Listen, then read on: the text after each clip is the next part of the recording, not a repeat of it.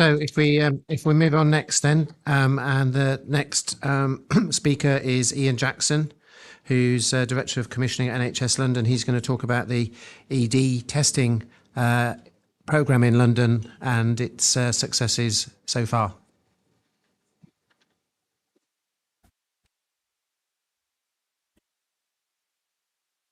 Thanks, everyone. Hello. I'm hoping that everyone's now had a big lunch, and I've got some slides, so that's always a good combination, isn't it? So I'll try and liven it up a bit. Emergency department testing, some of you might know, some of you might not, is funded and was kind of initiated for practice for emergency departments in areas of very high prevalence diagnosed HIV. And the idea of it is that every adult who comes into any clinic or any ED and has a blood test for any reason, fall off your bike, arms hanging off, whatever, we will take a second vial of blood and we will test that vial of blood for HIV, hepatitis B and hepatitis C. And that's it. That's what it is. I've got more slides than that. So, and the concept of that is fairly straightforward, and we do that on an opt-out basis. So we don't ask your permission, but there are big posters up which are centrally designed that say, this is going to happen to you unless you ask us for it not to happen, in which case it won't happen. Hardly anyone refuses the test, and most of the people who do refuse the test, in our knowledge, which is slightly anecdotal, do so because they're aware that they are already a carrier of one of the viruses that we're testing for, so don't require a test. And here's a sort of short timeline and history of where this has taken place. So in 2000, opt-out testing started in antenatal and gum services. In 2006, the CDC in America recommended opt-out testing in all healthcare settings. 2009, some trusts started piloting HIV testing in emergency departments. And then in 2014, the going viral HIV, HBV, HCV opt-out testing started in 9 emergency departments. In 2016, this was a really crucial moment. NICE recommended that opt-out testing should be included in emergency departments. And then in 2018 and 2019, something slightly odd happened because although NICE recommend things and we usually say yes to them, it wasn't universal that we would want to do opt-out testing. From an NHS England point of view, or whatever, we were called NHS England then, I think. It wasn't enthusiastically taken up everywhere. It costs money. Everyone sort of looked at each other. Nothing very much happened, except in the places that really, really wanted to do this. So Barts have had testing in for a very long time. Chelsea Westminster Hospital in London had testing for a long time. But then in 2018 and 2019, the Elton John AIDS Foundation created a thing called the Social Impact Bond, which very unusually caused us to change our behaviour as the NHS, which is a really difficult thing to do because we're very, very intransigent. As a big organisation, it's very easy to find someone else to bother with that problem. And what the Elton John AIDS Foundation did was come in and give us a very large tariff for anyone who was successfully found within Lewisham, Southwark and Lambeth within emergency departments who either had HIV and were a new diagnosis or had been re-engaged in care.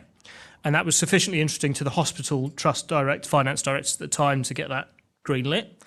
And then the results of that started to feed into what else we were doing, and this was about the sort of time I started to get involved in HIV. I met the HIV clinicians for the first time in a forum. It's fair to say we didn't have the greatest relationship when I started. I think we may have sent them a project manager who wasn't altogether that helpful to work with them at the beginning. You know, we do that sometimes. So eventually, we got to a sort of quiet moment in one of our meetings. I said, "So look, guys, what do you want?" This is the HIV clinicians at this point. I said, "We want 2 things. We want not to be reconfigured in a massive, centrally driven NHS stroke governmental change. So we can't lose and the reason that was so important was they don't want to lose the smaller clinics. So in London, places like the North Middlesex clinic felt that they might be, forcibly merged with some of the other clinics in North Central London, especially when we're talking about ICBs and them being, coming into existence. And I was able to reassure them that we hadn't had the notion to do that because it hadn't occurred to us. And also, changing stuff in the NHS is not very easy, so we wouldn't be able to do it practically, but it was good to know they didn't want it to happen, so we could pretty much grant that one straight away. And the other thing they said was they wanted to do opt-out testing in all EDs. And I asked them if they had a third priority, and they said, no, just do that. Which was really helpful, actually, as a focus. That's what they wanted, and that's what we were able to go away and look at. In 2020, BASH and BEVA, so that's the British Association of Sexual Health and HIV and the British HIV Association, put together their guidance on HIV testing. And then in 2021, so I believe, I know it was Sajid Javid was the Health Secretary, if you can remember. That's quite a lot of health secretaries ago, including some people more than once. So was approached by the Terence Higgins Trust, the National AIDS Trust, and the Elton John AIDS Foundation to say, look, we really can do this opt-out testing thing. Can we make some money available for this? And Sajid Javid spoke to Amanda Pritchard, who's the Chief Executive of NHS England, and said, look, surely we can make this happen. And on World AIDS Day 2021, it was announced that £20 million would go to the emergency departments with the highest areas of prevalence to roll out this opt-out testing. And those areas are, there were 14 trusts in London out of the 18 trusts that exist who do acute. That was Manchester, Salford and Brighton, and we also managed to add Blackpool to that mix. So they were the areas of the highest prevalence of HIV. And then something really odd happened, which is that I met Mark Gillian-Powell. That wasn't odd. That's not odd in itself. I meet Mark all the time. But I had a conversation with Mark and said, look, I've got this money and we have to move very, very quickly on this programme because I'm absolutely certain that if we don't go live by April in a majority of these places, one of our lovely accounting colleagues will ask us for some of the money back so that they can use it for something else. But actually, could we test? We asked the question in reverse. So, well, what could we test for? So if we're taking vital blood anyway, what could we test for? And the answer came back, you could test for Hep B, Hep C, syphilis and HIV as a minimum. And there are other tests that we're thinking about now as well. So I said to Mark, could we, do you think we could include the Hep C test? And he said, well, yeah, because I've got a budget for that. So we included Hep C straight away. And we looked at each other and went, do you think we can include Hep B as well? And we agreed to, you're right if I say this, yeah, I've said it before, I think. We sort of looked at each other and said, well, there isn't really a budget for Hep B, but why don't we just do it and see if anyone fires either of us? And see what happens. And syphilis testing we discounted actually because, one, it's local authority funded, which gave us a significant problem in terms of getting all the local authorities to agree something or none of the local authorities to agree something. So we don't rule out doing syphilis testing in the future.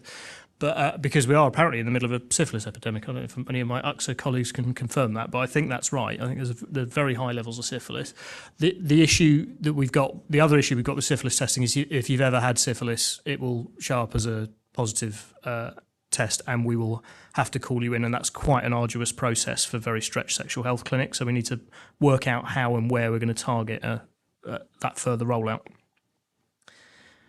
But now we have 33 of the 34 emergency departments were included. So we did a couple of things. We took a couple of liberties. I took a liberty for London and said, well, if you're going to pay us to do 14 trusts, I think we can do all of them. We might as well do all of them. And actually doing the other 4 will help as a control to know whether we should do this in other places or not.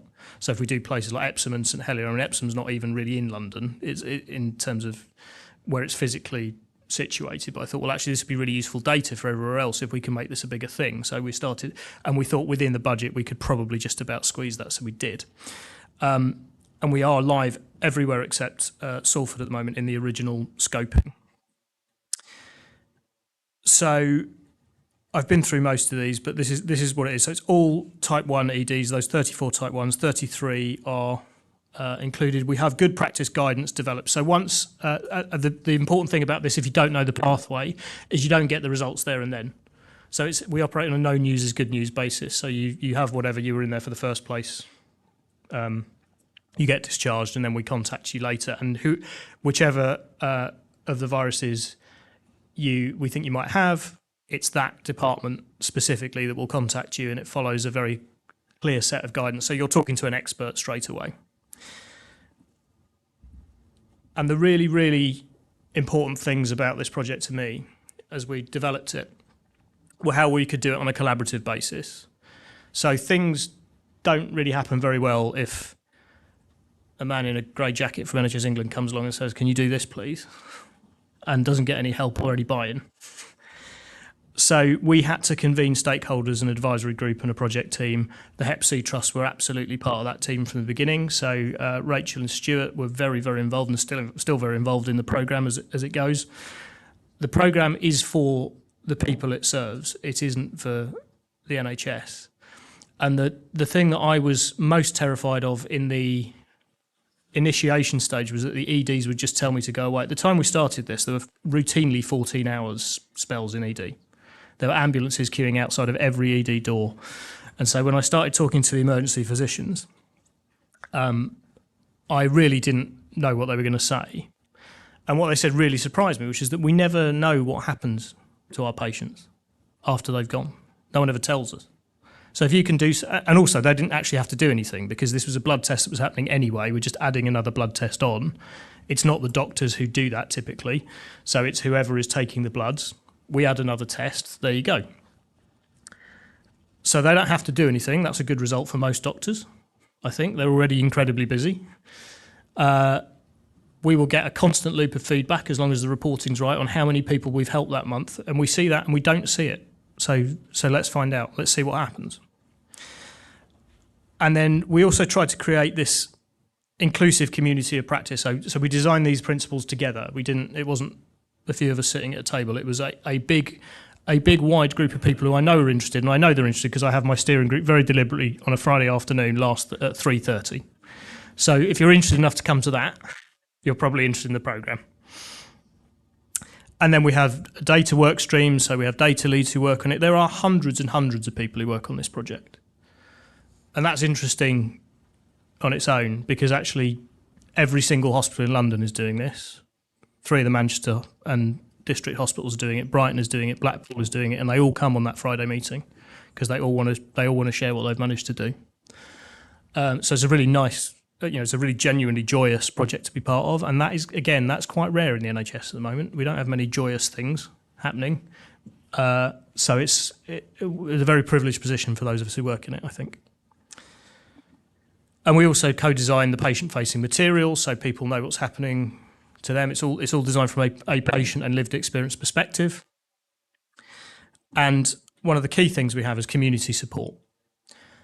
And we have community support through the brilliant deals that have been done through NHS England and the Hep C Trust. So we know that we have peer support embedded in hepatitis C services already.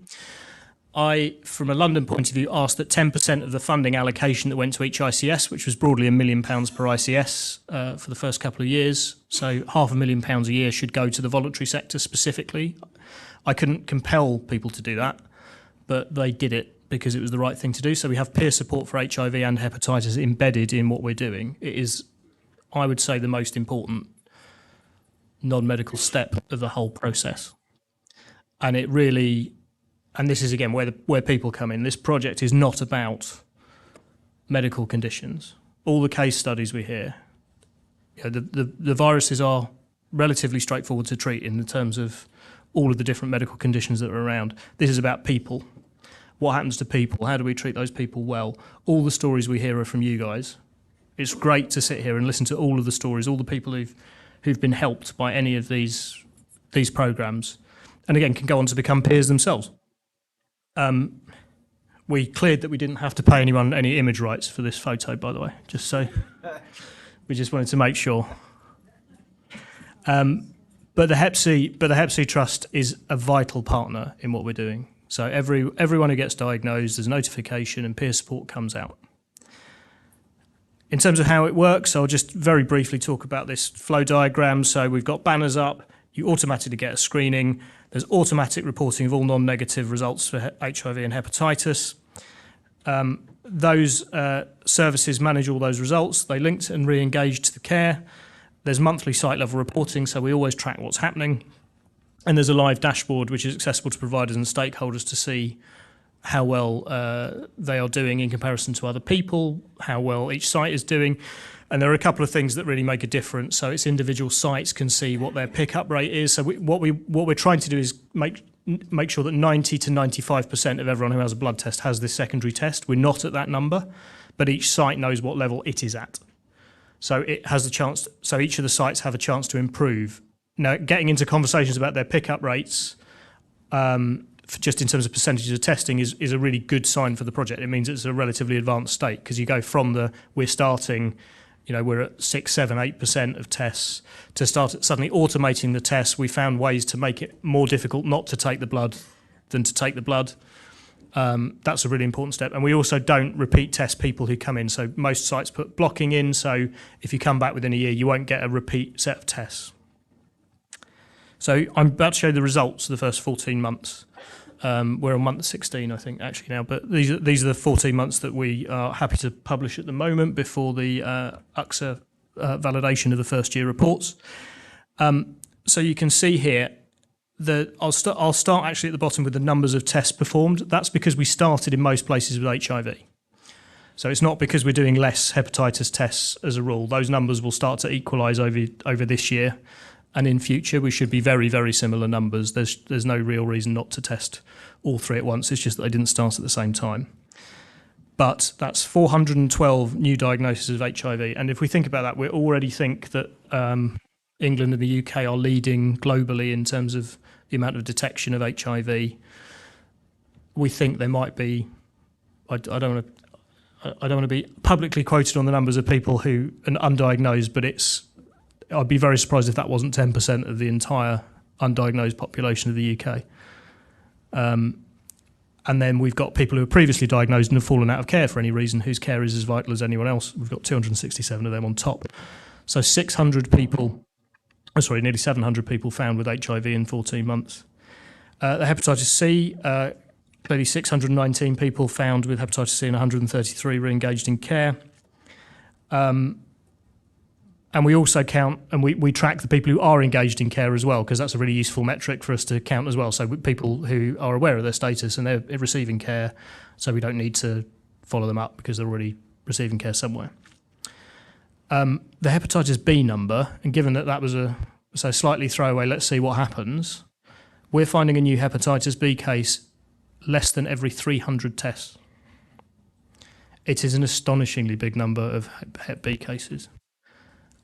So much so that we're going to have to, I think, reinvent the entire pathway, because there's not enough there's not enough hepatologists in the country to deal with that potential caseload burden if we just do what we're doing. At the same time, we've taken a fairly deliberate decision that we can't wait to design a whole new pathway, because actually people are carrying Hep B now, and it's if we treat it as a carcinogen, it causes liver cancer, which is the way that I'm thinking about it, following some of the BASH conference information that I heard. We need to act in a kind of dynamic way. I call it dynamic commissioning sometimes, because I'm a commissioning person. And what dynamic commissioning means is you make it up as you go along, but it sounds better. So we're making up a new hepatitis B pathway as we go. But this is... And we will get to doing 1 million tests a year. So we will be doing over 1 million tests a year. For context, we think we did about 2 million tests for HIV in the entire run of NHS services the year before we started this. So we added 50% capability. We're talking about expanding the programme, if we possibly can, to the next 40 sites. That will take that number to 3 million tests through this programme a year. So in terms of a scale of testing and the numbers of tests we're doing, that is an absolute quantum shift in the amount of capability that we're putting in this, or trying to put in the system. We already have, and it delivers these results, and it is working. And the reason it's working is that everyone in every hospital is interested and invested and wants to do it. So it doesn't work because we pay them. There's lots of services work because they've always worked or have worked before. Enacting a change in the NHS, you have to. We've created something of a movement, I think. It's become more than a project to people. People want to see those numbers every month. Putting this slide up every month when it changes is the best bit of my month. Genuinely. It's the thing that goes, right, this is how many people we've helped this month who didn't know they were sick. None of these people knew they were sick. And all of them can be offered some sort of care. And that care is, because we've got the Hepatitis C Trust, because we've got the voluntary sector involvement on the HIV side, that care isn't just the medical treatment. That care is holistic care for everyone. And the rest of the NHS and everything we do could learn an awful lot from this programme about how you treat people. and an awful lot from the work that everyone in this room does around how you treat people as individuals and not just treat a condition. And that is what you guys are so good at. So you should take a moment to acknowledge yourselves for that, I think. So we have some case studies. I'm not going to go through them now, but we've had some interesting, just on that. I mean, Stuart. Oh, actually, I'm going to go through one. So Stuart, a couple of weeks ago, sent me a case study of a gentleman who was found to have hepatitis C in one of the emergency departments in London. The Hep C Trust went out and saw that person in their house. The state, they were, I think, effectively homeless prior to that, and the state of the housing they were in was so poor that the Hep C Trust got the council involved. That then led to an upgrade in that person's living conditions. The person was a street drinker. The Hep C Trust went with them and found them every day for 12 weeks and made sure they took their medication. That person has cleared the virus because of the Hep C Trust. That is an astonishing result for them, for that person. I think that is extraordinary. We ended a meeting talking about that because I didn't have anything better to say than that. That is what you do, and you multiply that across these numbers, and you see the impact you're starting to have on the whole of society, I think. So it's a very effective mechanism. It's very effective in terms of inequalities. Everyone will eventually turn up in ED. We've all been there, probably. Well, I hope you haven't, but I'm sure you have. You will probably get a blood test when you're in ED for some reason. Actually, if this just becomes normal, the way that I see this programme is a whole way of changing the way you do diagnostics. The analogy is, if any Star Trek fans in, and try and make it a bit interactive, because there we go. When you go into sick bay in Star Trek and they just go, yeah, that's what we're trying to get. That's basically what this is.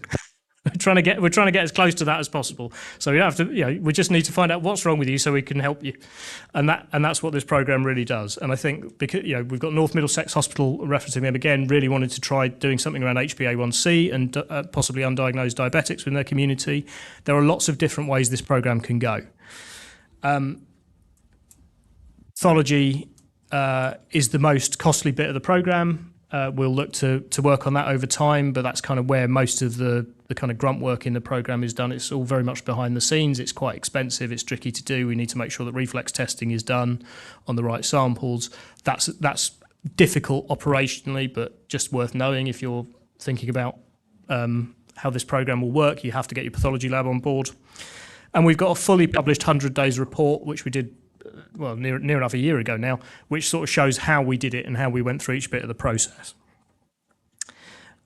We've also got an UXA full evaluation coming out, which we're going to present at various different conferences in the next few months, including implementation and uptake. And we are being watched. And again, the other interesting thing about this program is definitely being watched globally, which I can say about very few things in the NHS at the moment. I mean, some of them might be being watched in horror, but these programs are being watched because people really want to know what we're doing and how we've done it. And in some countries, it is not legal to do opt-out testing. So, to which my answer is, okay, well, let's change the law then, because it works. And as a public health intervention, it's more significant than anything else. And the world has changed, and we should change with it.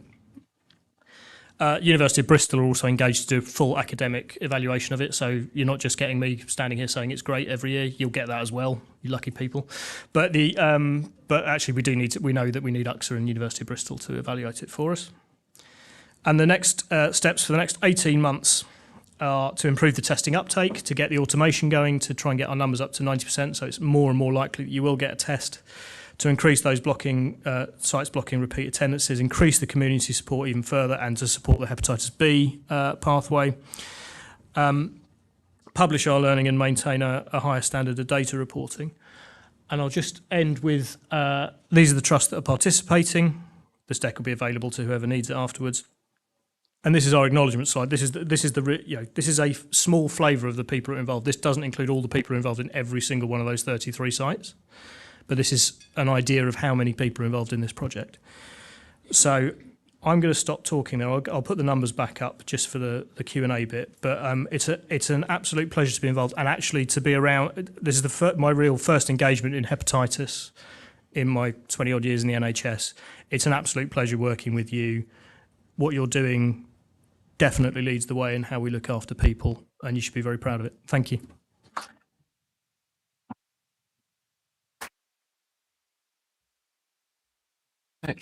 Thanks very much. Can I just start by asking, you've got these figures and you said that you were using Epsom and other leafy areas as a means of knowing whether it was a worthwhile thing to do. Have you got the data for them separately on the basis that we're one of the areas that our accountants have noticed the difference between Hep C, HIV and Hep B?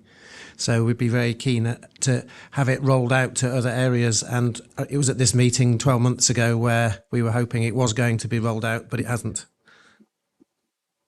Yes, we've got that data. Yes, it certainly indicates that it would be both worth it financially and from a patient point of view to roll it out into the next areas. We have a list of the next 40 to 42, I think it's 43 emergency departments that we would roll into. We are lobbying internally as hard as we possibly can, and externally there is lobbying going to the very highest possible level politically to make sure this does happen. I wish I could come along and say it has happened, but I can assure you that me and Mark and everybody else internally are working as hard as we can on getting that to be the case, but we haven't quite got it over the line yet.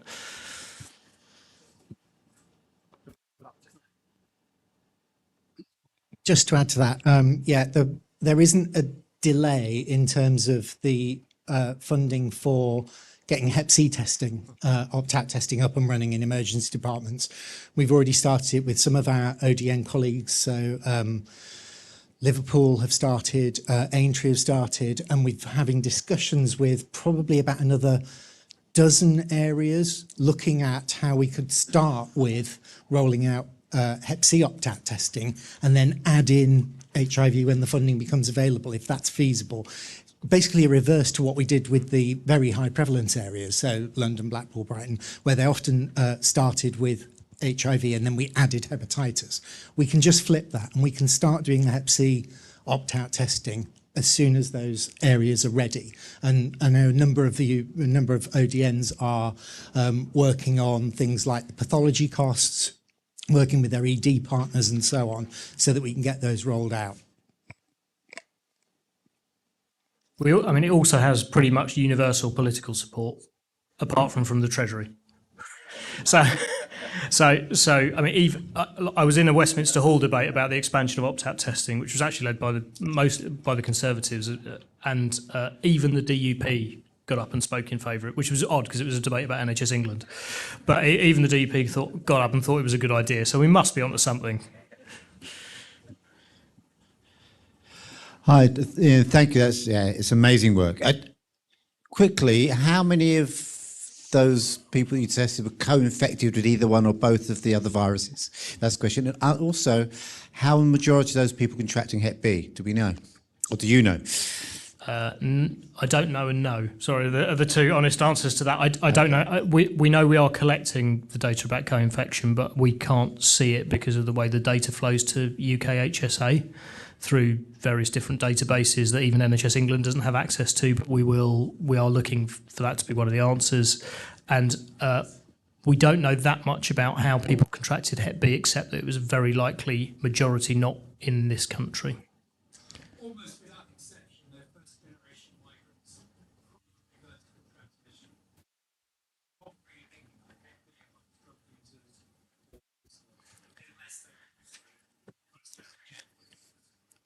And I think what's really interesting about that is it's the same program picking up three very different cohorts of people. So from an inequalities point of view, it's even more important that we roll it out. I just wondered if, because all blood-borne viruses make people feel generally unwell, if identifying people and getting them into treatment from emergency department testing, if you were aware of that making any difference to people who attended emergency departments frequently, and that then putting support in made them go less often?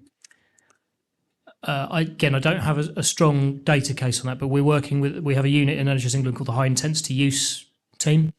And actually I'm meeting them on Friday with Richard Angel from the Terence Higgins Trust to start looking at that, to see if actually picking up what is wrong has, one of the things that may be wrong has a big impact on that. We suspect it probably does, and we do know there are a couple of patients picked up in Croydon, for example, who had HIV, who'd been reattending, who are now, broadly speaking, fine. Yeah, that's a really good point. And I was talking to Sana, the GP leader, over lunch, and persuading GPs to get involved. It just occurs to me that actually, must be such a bugbear of GPs that they've got huge waiting lists and they can't see everyone. They're overburdened, and actually, taking away Hep C from someone could, in my mind, in all the years I've worked with Hep C, people suffer symptoms. Some people on our helpline say they've been going to their GP for 6 years until their GP finally went, let's try testing you for Hep C. So all these underlying little pains and aches and symptoms, it's a really good point. Because we're in an overburdened healthcare system, and that's what we can be taking away through early diagnosis of these conditions. Yeah, I totally agree, and I'll let Mark talk a bit more about what we're doing with primary care in a second. But yes, clearly. We've probably just got time for one more question, then I think we need to move on to the next speaker. So, Louise, there's a density of numbers over here. Sorry. By the relevant clinical specialty. They'd all left the hospital. So that you don't get the results in the ED, you get the results a couple of days later. By phone or Yes. voice phone? Yes. Yeah. And could you the 972 positive, did that include the people that were previously engaged in care then? Previously diagnosed, engaged in care? Because 412 plus 267 doesn't equal 972. So that's notified against the previously diagnosed as So that well. includes- yeah. So most of them won't have been notified because they don't need to be notified because they're aware. Yeah, but yes, I think that's where it comes from. There's always a lag on some of these numbers anyway because some of the notifications haven't happened yet. They haven't been recorded, even though they might have happened till a bit later.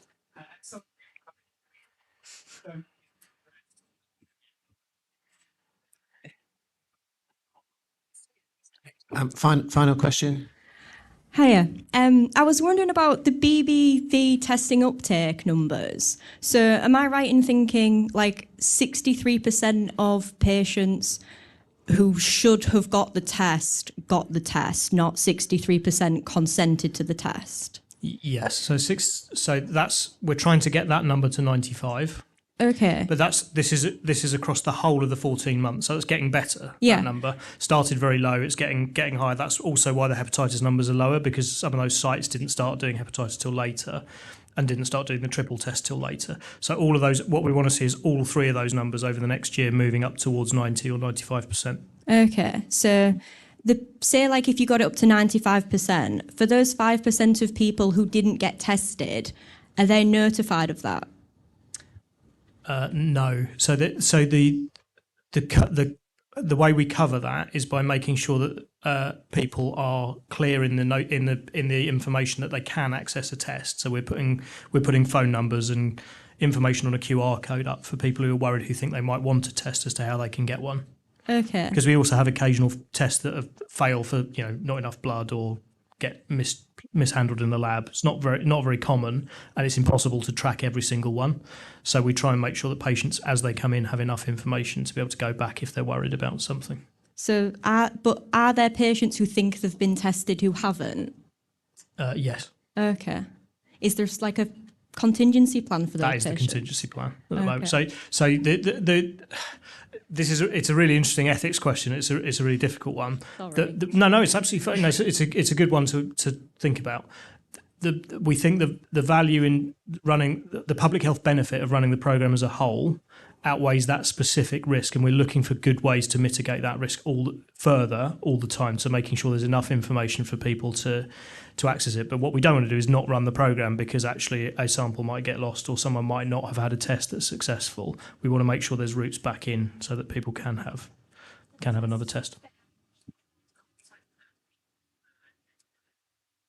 that it works slightly differently in different labs.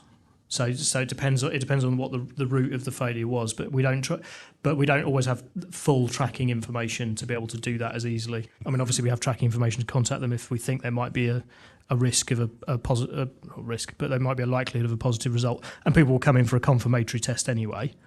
So once you're diagnosed, you get pulled back into the service. But yeah, it's quite difficult to mitigate that in full. But it is something we've talked about a lot.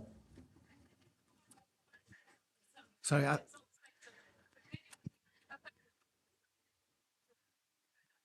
Yes, they are. Because for somebody like me, I couldn't just wait and see if I get my results. I would like after a month, I would want to physically. I'll take that away and have a look at it. Yeah. Great. So I think we need to stop there. In our experience in Leeds, the vast majority of people we've contacted with a positive test didn't realise they'd been tested, to be honest. Although it's opt-out, there are posters, they don't notice. So I think the numbers of people who think they've been tested and haven't will be really, really low. So thank you. So we better move on.